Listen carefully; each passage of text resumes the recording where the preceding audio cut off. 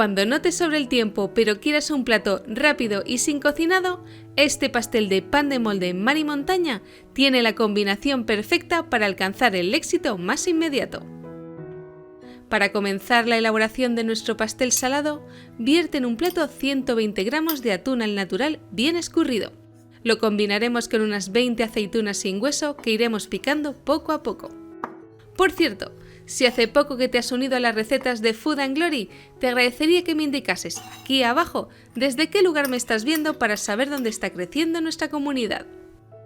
Por otro lado, contaremos con 50 gramos de pepinillos agridulces. En mi caso, al ser pequeños, necesitaré unos 7 en total. Córtalos en dados pequeños, tal y como estoy haciendo yo. También será necesario un huevo duro, que dejaremos bien picado.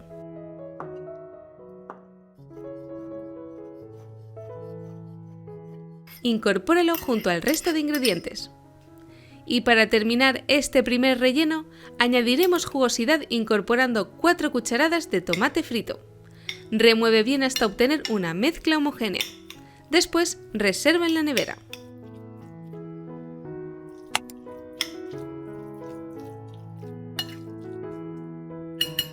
Vamos con el siguiente relleno. Empezaremos con 4 hojas grandes de lechuga. Lávalas, sécalas y córtalas en juliana finamente.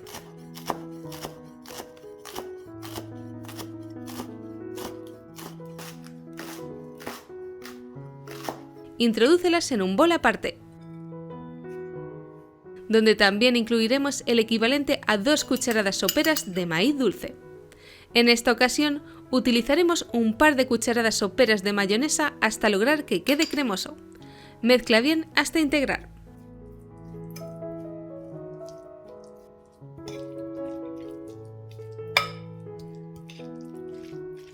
Perfecto.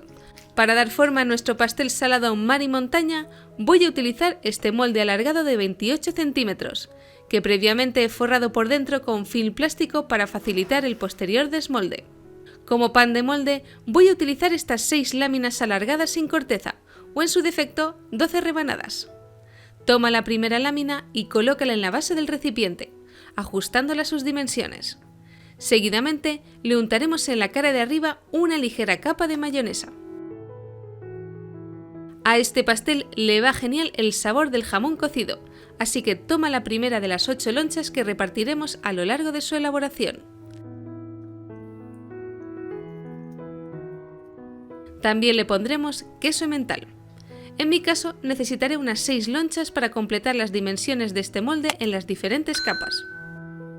Quisiera aprovechar esta oportunidad para mandar un saludo especial a nuestros grandes seguidores Irene Suárez y Edumex. Gracias por vuestro apoyo, amigos. Ahora cubre el queso con más jamón cocido.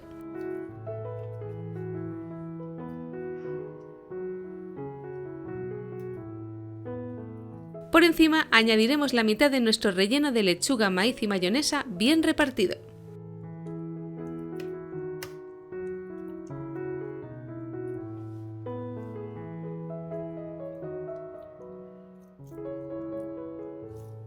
Vamos con el siguiente piso. Para ello coloca una lámina de pan de molde a modo de separación. En este nuevo nivel le toca el turno al relleno de mar.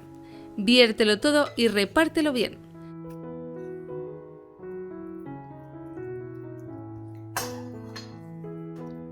Recuerda ir presionando en cada capa para que el resultado quede bien compacto. Toma la siguiente lámina de pan y acomódala justo encima.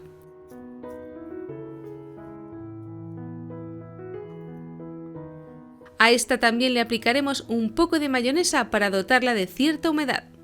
Y además nos permitirá una mejor cohesión con las nuevas lonchas de jamón y queso que aplicaremos a continuación. Mantendremos la misma dinámica, una primera capa de jamón cocido, otra de queso emmental y para terminar una última de jamón.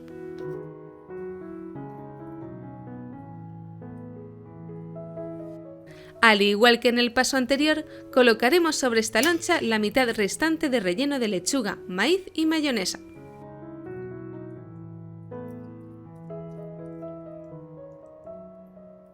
En la última fase de este pastel colocaremos otra lámina de pan de molde, que posteriormente será la base que sostendrá nuestro delicioso sandwichón. Vuelve a presionar bien y tápalo con el film plástico de los laterales para evitar que el pan se seque y llévalo a refrigerar como mínimo un par de horas.